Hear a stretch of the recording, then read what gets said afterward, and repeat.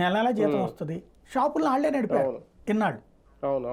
ఇవాళ వచ్చేటప్పటికి మద్యానికి సంబంధించినటువంటిది షాపులు వస్తున్నాయి. ఇప్పుడు వీళ్ళు వెళ్ళి ఎవడో కాంట్రాక్ట్ తీసుకున్నోడి దగ్గర ఇదే సూపరింటెండెంట్ పని చేయగలడా? కుదరదు కదా. టైమింగ్ ప్రకారం షాప్ మోస్తాడా?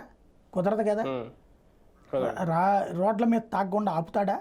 ఇప్పుడు షాప్ ముందు ఎక్కడైనా తాగడం చూసాం మనం, తాగనియ్యరు. ఆ ఎదురుగుండా ఎక్కడో ఖాళీ స్థలంలోనో దాక్కుని తాగుతారు.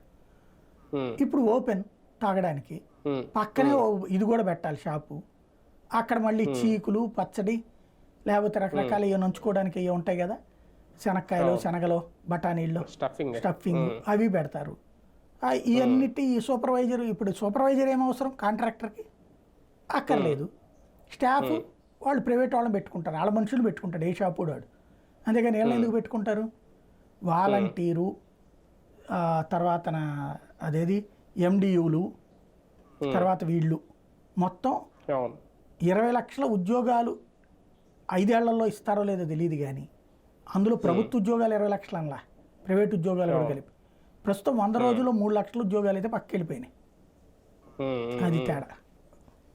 సార్ ఫైనల్గా ఈ ఎపిసోడ్ అంటే ఓన్లీ మద్యానికి సంబంధించి, ఎందుకంటే నవరత్నాల్లోనే ఒకటిగా పెట్టారు కాబట్టి జగన్మోహన్ రెడ్డి గారు అప్పట్లో 2019 ఎన్నికలకు ముందు ఓకే అది ఆయన చేయలేకపోయారు, తర్వాత కూడా ప్రజలను ఆయన తిరస్కరించారు.